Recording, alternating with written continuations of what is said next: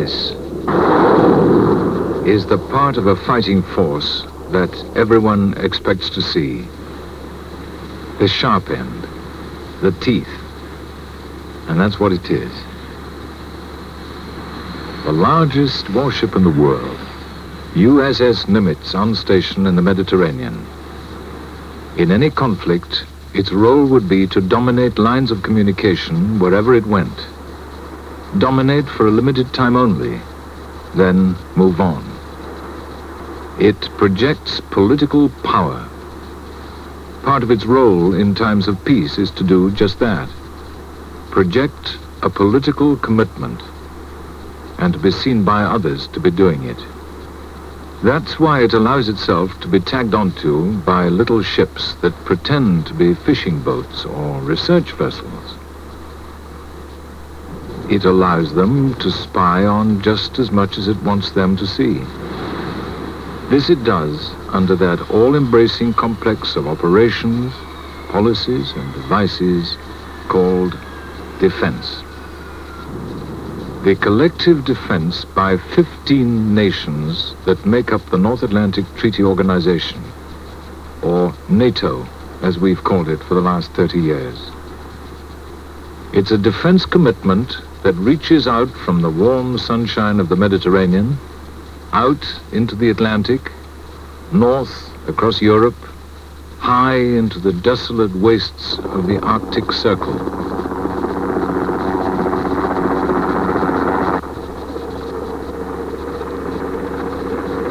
The northern flank, sensitive, vulnerable, crucial in any future battle of the Atlantic.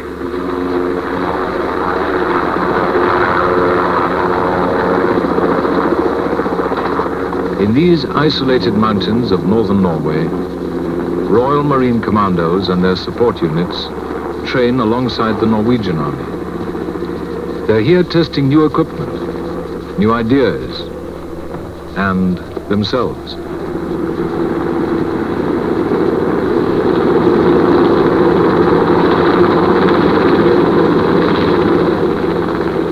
The savage, remorseless cold freezes engines, oil, petrol, even antifreeze.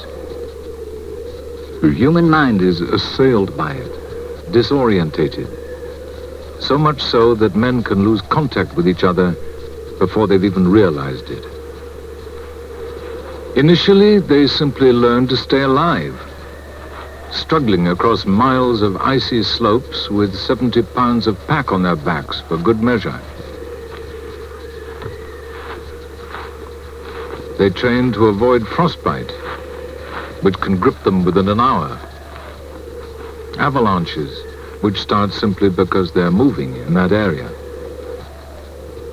There can be no exhilarating downhill ski runs, for in these temperatures of 40 to 50 below centigrade, as airspeed increases, so the lungs it rushes into simply freeze.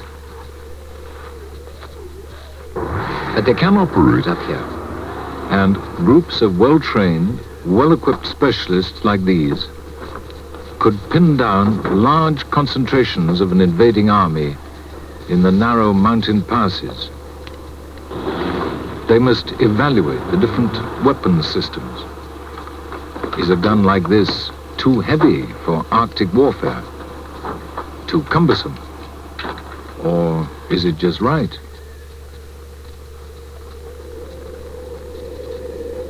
Perhaps this lightweight Milan is more suitable.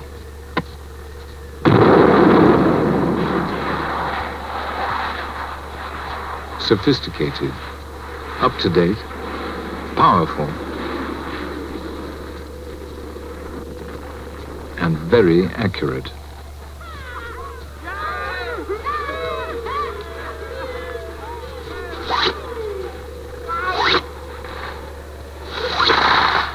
So it's questions and finding the answers. Are the tactics right? Will the equipment work, no matter how cold? Is it mobile enough in these conditions? How long can they themselves keep going? This is the only way to find out. Here, where it might happen.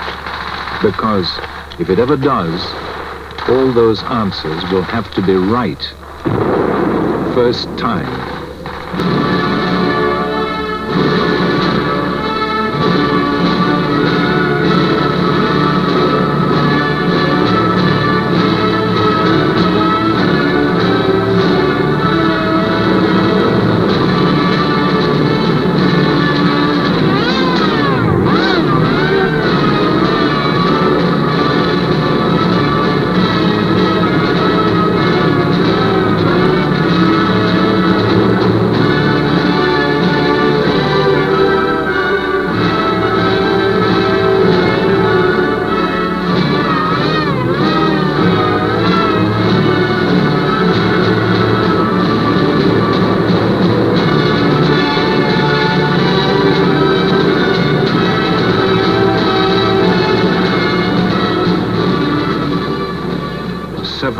Miles of ships.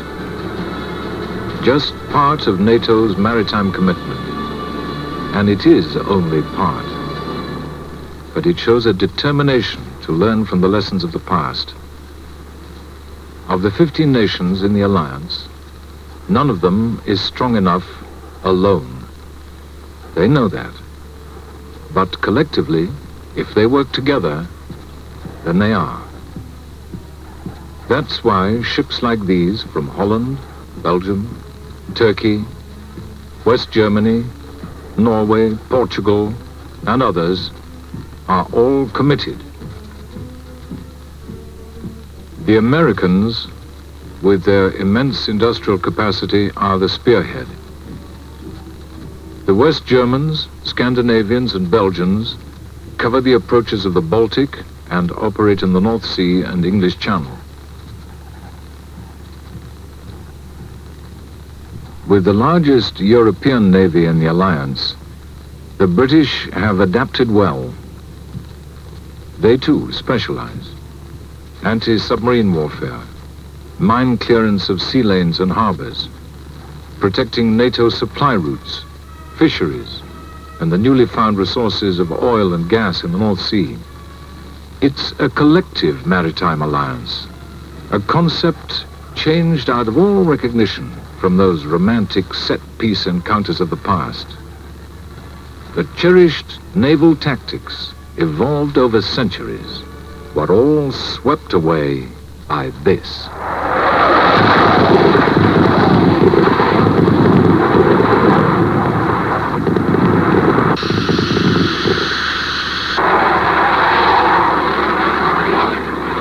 Air power.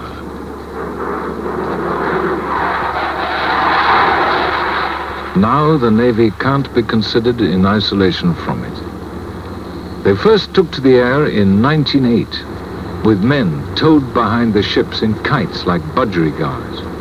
But it got them up high, and they could see for miles. By 1912, the first aeroplane was launched from the deck of a battleship. They were off. Now, aircraft and ship, particularly helicopter and ship, act as a one-weapon system. The effective fighting range of each ship is extended considerably by the helicopter that it now carries. Change and technical development. The unending pressure of modernization has confronted all navies. But change they must if they are to survive. That's not to say their traditions and customs should be discarded, even though many may have long since lost their original meaning. Manning ship, for instance, at one time an action of real significance. To enter a harbor with the crew standing in the rigging or lining the deck was a demonstration that you came in peace. No one was manning the guns. Salutes were the same. The ship that fired its guns in salute was indicating it had no aggressive intentions. It was emptying them of shot before it came within range. Now it's been absorbed into the very fabric. It's become tradition. And even though its time-honored role of policing the oceans of the world has gone, the Royal Navy is still looked to as a standard for them all. And because of this, warships from all over the world are to be found training and exercising here at Portland. It's a unique facility, the training of foreign navies. Members of NATO and many other governments as well send ships and crews to train here, maneuver in deep water, work in the good repair shops, exercise realistically with other ships, and most important of all, be taught by some of the best instructors anywhere. Will you have forms of communication from here? With this some power, we have communication with the flight deck officer and the MCI. It's one way of investing in tradition and experience, for it brings into this country a sizable revenue from foreign governments every year. Okie doke. Hebben die kip?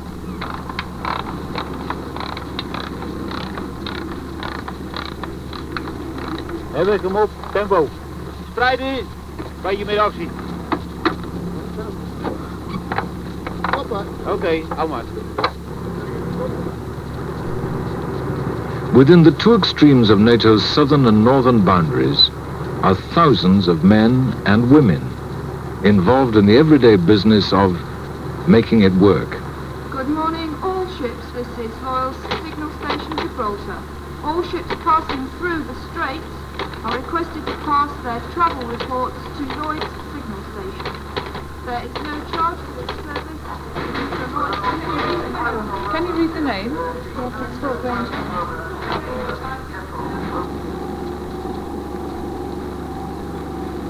Once the guarded province of the male, women have now moved into trades and skills that would have been denied them almost anywhere else. And they've taken to them like the proverbial ducks to water. They work in the planning of exercises, the movement and operational use of ships. They teach practical as well as theoretical aspects of naval training.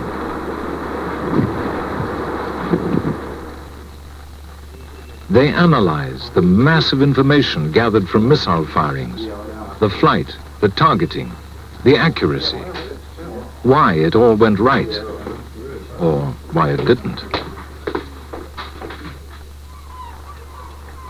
They work as photographers, medics, drivers, the lot. And despite the years of economies, the cutting back, this Navy still retains that unique, endearing spirit, the conviction that they are something special. And they may well be. Though why Julie gets 6 kisses on her leg and Sandra only gets 3, we shall never know.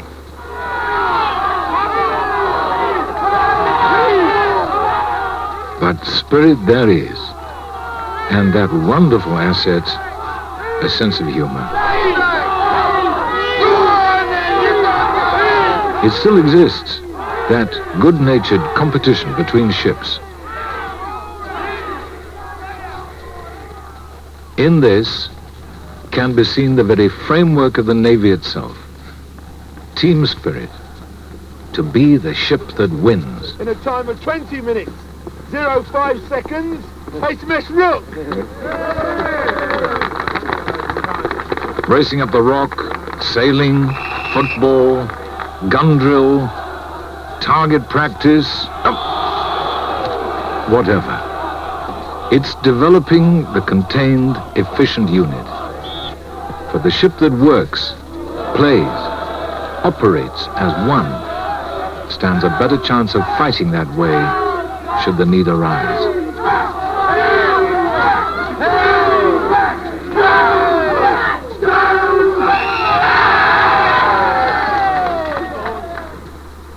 It's an asset, even today, and it's pulled them through time and time again.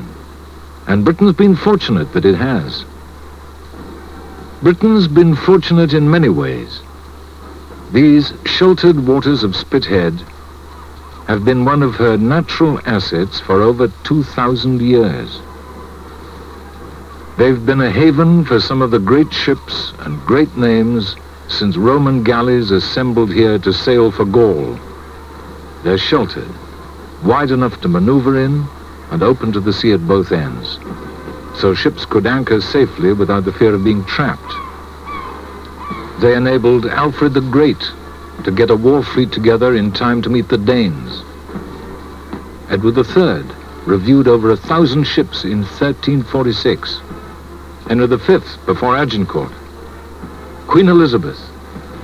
The very first salute with cannons was fired in her honor. She saw the yards manned for the first time in 1502. Charles II wasn't taking any chances. His royal watermen came all the way down from the Thames just to make sure he was rowed around royally. So it was. Maharajas, sultans, viceroys, kaisers, kings, princes, czars, all reviewed, all impressed, as they were meant to be.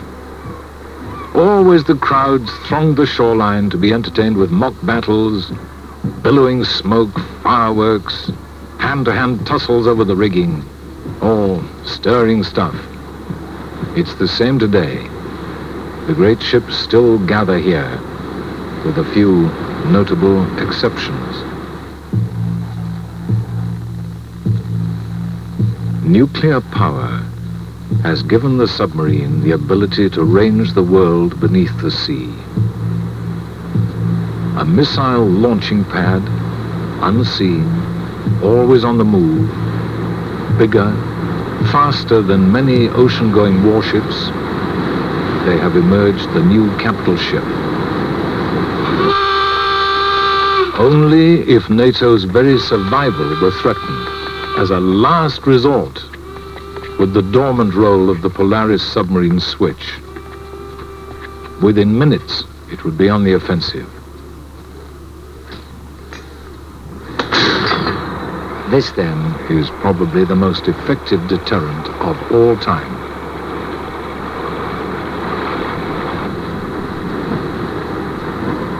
Powerful though the submarine is, and dangerous the modern aircraft in attack, it's the visible, enduring presence of the surface warship that has maintained the freedom of the world's trade routes. Submarines, to be successful, must operate hidden beneath the sea. Aircraft, limited by the amount of time they can spend in the air, are never able to patrol the surface continually. And it's only on the surface, not under it, nor above it, but on it, that our vital supply lines may still have to be protected. Many of them begin far beyond the NATO area. Who's to protect those? Who's to protect our merchant fleet of over 3,500 ships that earns some £500 million a year in foreign exchange? These and the many other ships which together bring into Western Europe more than 3 million tons of food and raw materials every single day. Sea lanes are essential to Western Europe. 1/3 of all the trade in the world comes in and out of European ports. Its lifeblood comes along them in giant ships more vulnerable than ever before. So someone, somewhere, will have to make sure the sea lanes remain open. If they don't, then we really are in trouble.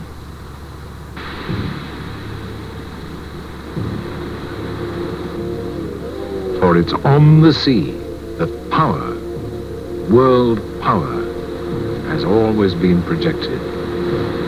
It still is. The fearsome knowledge of destruction isn't going to be unlearned. It's here to stay.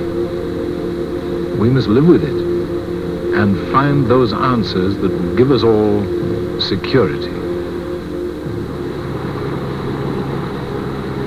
Twice this century alone, World war has been inflicted on millions of people because we failed to do this.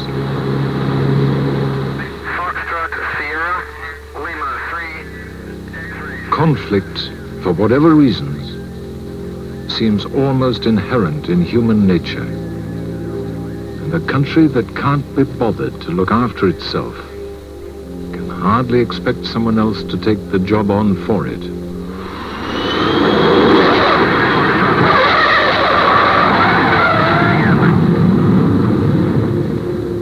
Defense gives security, if it's strong enough, because the would-be aggressor won't take the risk if the price to be paid is too high.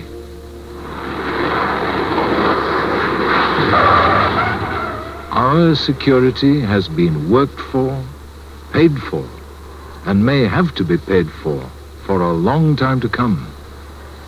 But to count the cost of maintaining peace is to balance it against the cost of waging war. And nothing would cost as much as war.